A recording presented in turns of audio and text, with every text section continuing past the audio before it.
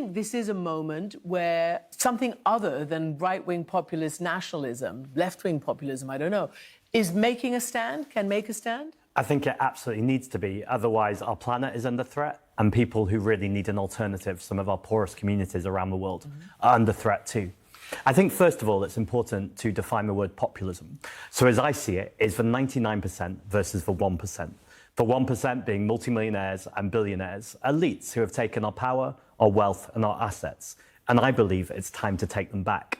Now, the 99% is an incredibly unifying message, because actually that's about working class people, small business owners, medium business owners, disabled people, people who aren't in work, everyone who has so much more in common than a tiny, small elite who are often, journalism is a hugely noble profession. There are journalists dying around the world to report in conflict zones. However, there is a section of journalism, particularly I would say in the UK, that has given over to right-wing tropes, where the multimillionaires and billionaires who often donate to the politicians also own those organisations, and have relentlessly attacked me here in the UK, and we've seen this with Zoran in the US. But where I get hope from...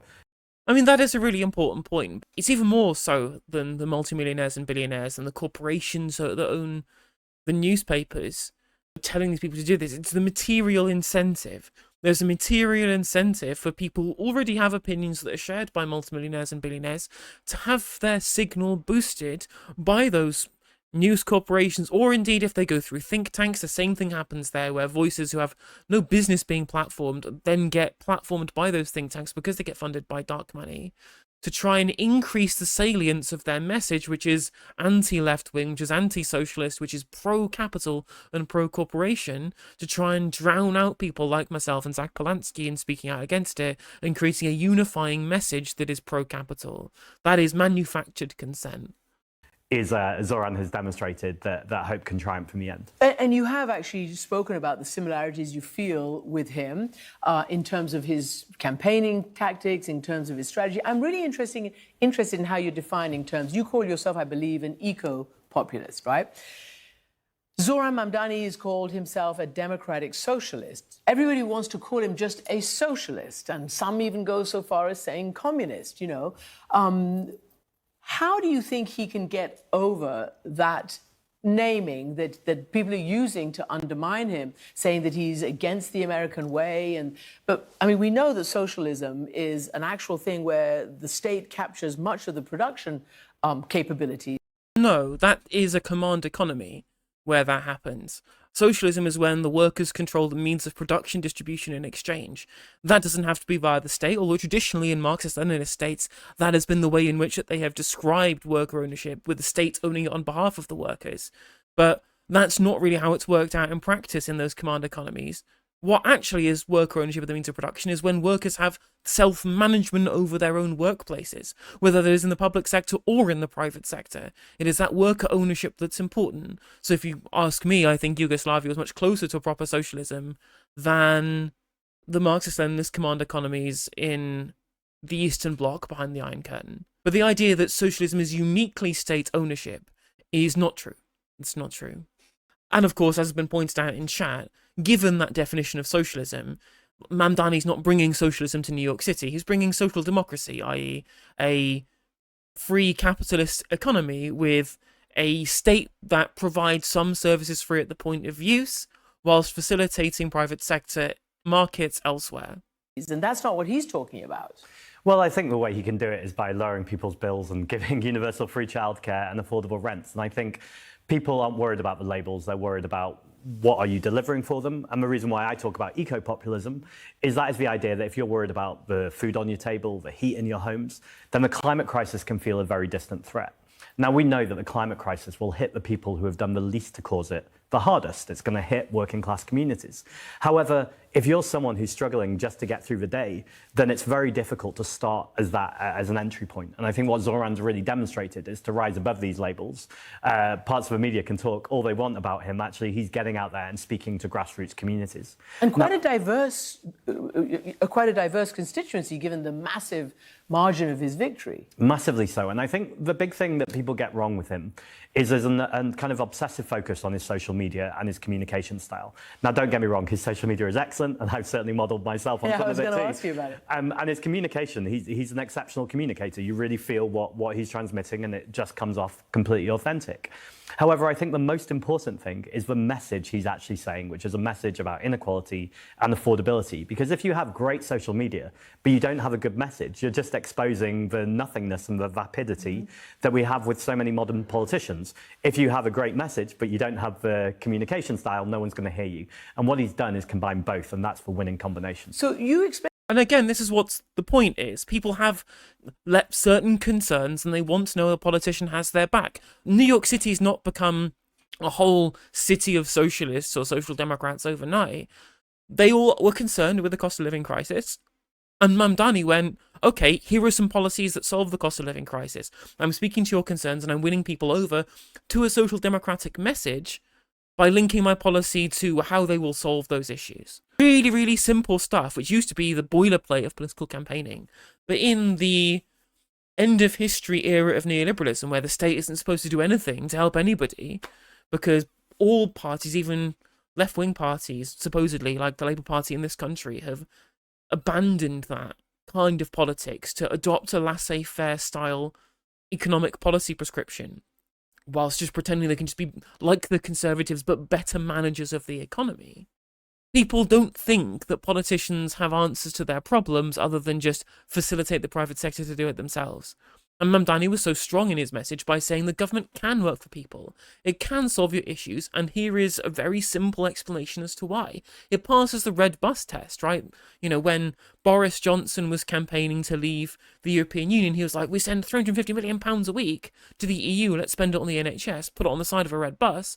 And people remember that. People remembered that as a key thing during the election debate. Now, of course, it was nonsense, it was wrong, it wasn't going to be something we could spend on the NHS after leaving the EU, but it was still a message, and we can take that kind of messaging, the simplicity of the red bus test, and take it to policy, and that's what Zoran Mamdani has done very effectively, and what the Green Party can do too.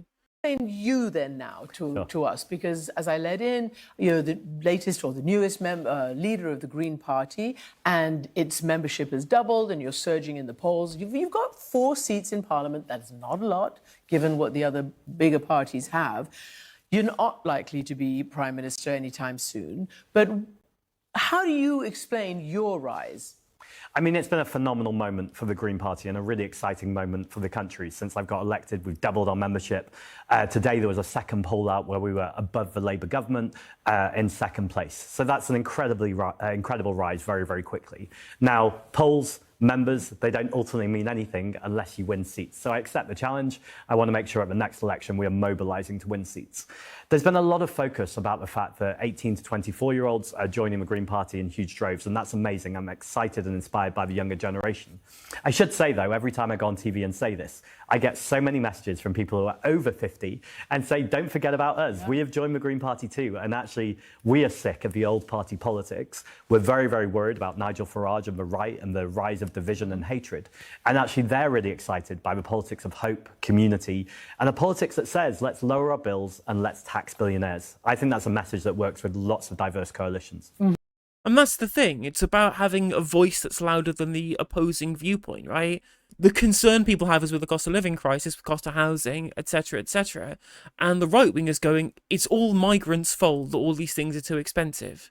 It's all the fault of migrants. Now, people are buying into that as a message, but it'd be very easy to convince people of the other, which is that billionaires are the problem, market capture is a problem, corporate ownership and control is a problem, because that thing is actually true. Those things are an issue that are causing an affordability crisis. You can't get on the housing ladder because private equity firms are buying up housing. Housing is sitting empty as a store of value for petrochemical Emirati billionaires, rather than being used for its use of value of providing shelter. And it is through building council housing, by taking empty housing into council ownership, by breaking up monopolies, by nationalising the larger corporations that own important parts of our public realm, that we can do things in the interests of people, which is accountable to the interests of the people through the democratic process, which you don't have with a natural monopoly like the water sector if it's privatised, to make it work for everybody and bring those bills down. Because we're not being paying the shareholders off with our high bills.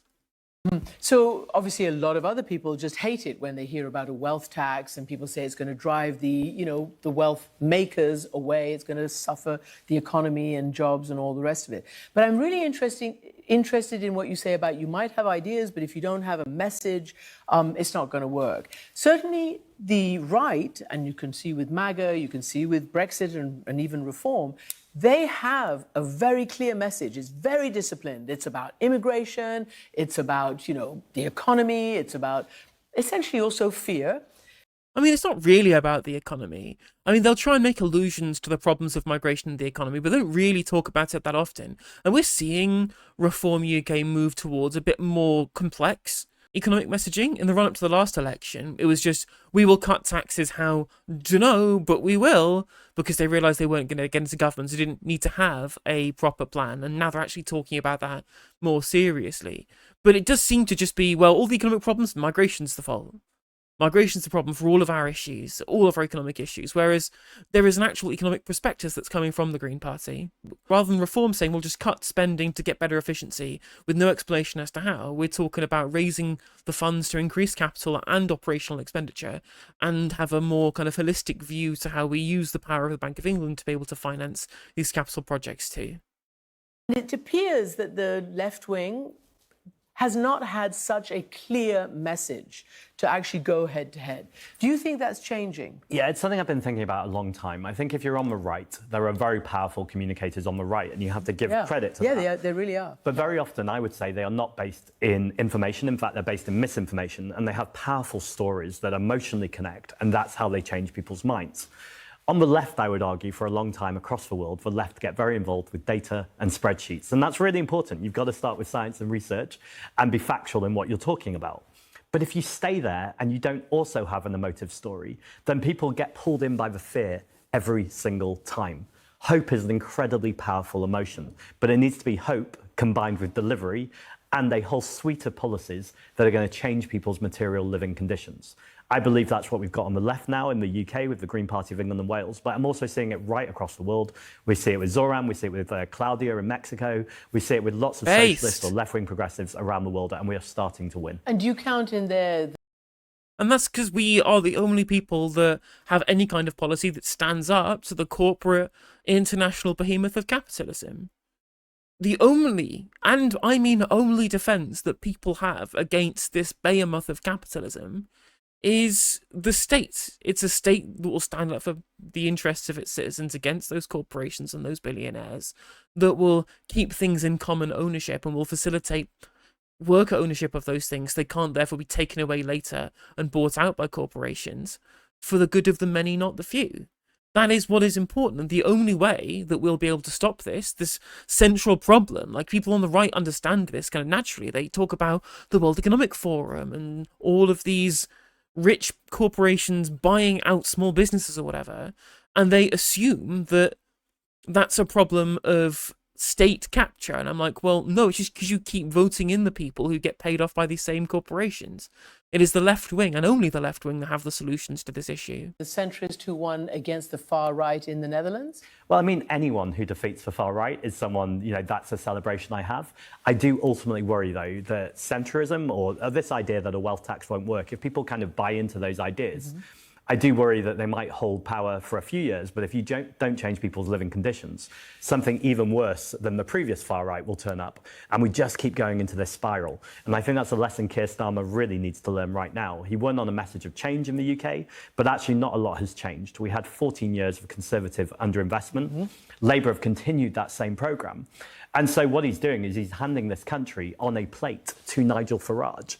And even if he stops him temporarily, something worse than Nigel Farage will turn up. And that's why I think it's really important we win these arguments on wealth tax. Because again, coming back to the research and science, all of it shows that an unequal society is bad for everyone, including multimillionaires and billionaires. And a fairer, more equal society is actually good for everyone, including the super rich, because I mean, that is the thing, is that there's a reason why, despite much higher taxation, lots of those people live in Denmark and Norway and Sweden or whatever, is because they're just nicer countries to live in, because the public realm is still functional, because of the level of state and public and worker ownership, and the higher levels of taxation that funds that public realm as well.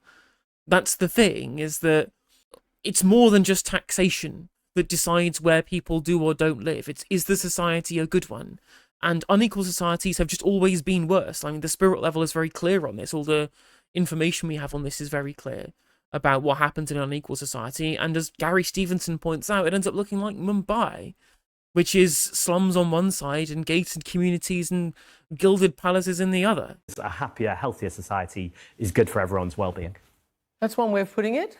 On climate, which is your thing, I mean, the Green Party, you know that President Trump has taken a view about climate change, the climate crisis. He's called it a hoax. I just want to play to remind everybody what he said about climate at the UN this past September.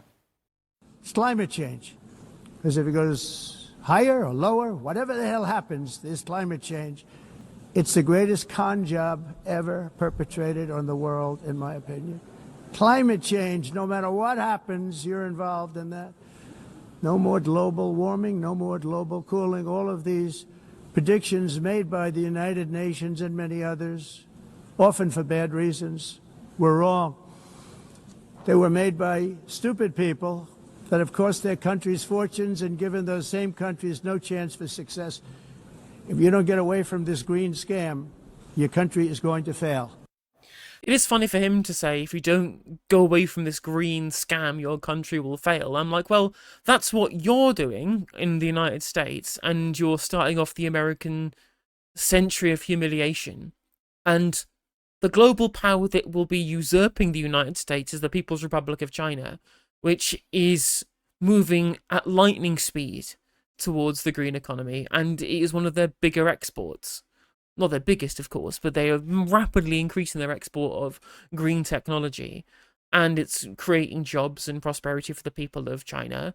And America is pretending that they can just ignore all of this. They've cancelled a bunch of subsidy in the green sector in the United States, or at least Trump has, from the Inflation Reduction Act, that was going into creating jobs in red states too. The actual industrial jobs that a bunch of the Trumpists want to return, usually for kind of masculinity reasons, because of the kind of jobs they are, not because of the merits of industrial policy. Those jobs are all now going to go away again. And they're also going to go to a country that isn't just tariffing the shit out of every other country in the world, so it makes exports a lot easier. Like, why would you? It doesn't make any sense for them to stick around in the United States when importing the basic materials to create your green technology is now more expensive because of tariffs. The actual protectionist policy that would work was what Biden was doing, which was pumping industrial investment into green tech, tariffing the finished products from elsewhere to protect the jobs of American workers onshore, to develop in that industry with industrial financing. And then once it's flourished, people come to you for the better products. And that's all going to go. All of those industrial jobs gone because of Trump being an idiot.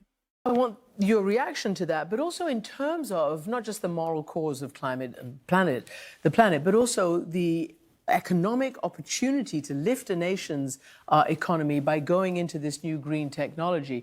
You know, I had Vice President Al Gore on the show yesterday, and he said, why doesn't anybody talk about the subsidies all governments give to the fossil fuel industry, for instance? Absolutely. I think your question is so well put, because if we remove those subsidies to fossil fuel companies, we could be using that same money to invest in what's known as the just transition. And all I mean by that is investing in the new industries, in renewables and solar and wind, in making sure that if people are going to lose their jobs, that we make sure they've got different jobs to go into. Now, the best time to do this would have been a decade or two ago. It hasn't been done. We can't relitigate history. But what we can do, working with the trade unions and workers, is making sure that we put those workers at the heart of those plans right now, so they can co-design what that future looks like. In terms of Donald Trump, look, I'm a politician, so I always want to be as diplomatic as possible, but it's very difficult to call him anything but a fool. This is a man this is sociopathic behavior. He's selling our children and our grandchildren down the river for a profit. He is the very epitome of someone who is knee-deep and sky-high in vested interests with fossil fuel companies, who will say anything that is convenient to him at any moment, who is science-denying, who is toxic, who is misogynistic and racist. And I think it's pretty clear that I'm not a huge fan of Donald Trump. It's pretty clear. And that's a really important point, you know, the reason why he's doing these things in cutting funding for green jobs for people in red states that need them to be able to thrive is because he doesn't actually care about the future of America or the people of America. He cares about the vested interests in his donors, which are from the petrochemical industry, who are trying to keep the dying sector of the economy they have a lot of investment in alive for as long as possible, even though we're actually getting to the point where we're seeing the prices of things like oil and gas drop because the demand is dropping. And they're trying to offload the stock they have before we fully transition into a more green economy. I'll ask you a personal question finally. Mamdani made waves being the first Muslim mayor of New York City. You're Jewish. Your family changed the name to Paulden to avoid anti-Semitism. You changed it back to Polanski. It's a major problem, anti-Semitism, around and in politics, and it appears in domestic politics. It was a big part of the New York City race. How do you navigate that as an issue? I think I always make sure that I centre people who are experiencing racism every day, or indeed this often gets conflated with the genocide in Gaza, and to make sure that I centre the plight of the Palestinians. In terms of my personal experience, I do suffer lots of anti-Semitism online, but actually I find that I just stay focused, as I do with any hate, and actually go, what am I in politics for? I'm in it to empower people, to work with grassroots communities, and actually it's not about me at all. I think the work I'm most proud of, though, is when I work with people like my Muslim deputy leader, Mohtin Ali, in the Green Party. I think that's a very powerful message to have a Jewish leader and a Muslim deputy leader, because we both recognise that anti-Semitism and Islamophobia are two sides of the same coin, and the best response to hatred is solidarity. That's a hopeful note. Zack. An incredible, he's just so good. He's just so good at being able to put it into words. Because he has gotten lots of anti-Semitism. We covered the crazy, anti-Semitic cartoon that Reform posted about him the other day. And in terms of his name, they talked about him changing his name from Paulden to Polanski to reclaim his Jewish heritage. And the self-same defenders of Jewish people, the right-wing rogues gallery of influencers and commentators, were all somehow calling him a fraud for wanting to reclaim that Jewish identity for himself. When, again, these people aren't pro-Jew, they're not defenders of Jewish people at all, they're defenders of Israel. That's the reality, and they think that it's absolutely fine to be anti-Semitic towards Zack Polanski purely on grounds of the fact that he is pro-Palestine. And that's why Zionists are some of them the weirdest fucks around. It's because they actually very seldom care about Jewish people, and actively in some cases put Jewish people in harm's way by trying to paint all Jewish people as being supportive of a genocidal ethno state in the Middle East, when, as we can see from Polanski on your screen right now, not all of them are. Far from it. And the Zionism is a problem, but being Jewish is something that we should cherish and celebrate, and I'm glad that he does that by reclaiming his own history for his own descendants who fled anti-Semitic persecution in Europe. What a guy. What a guy.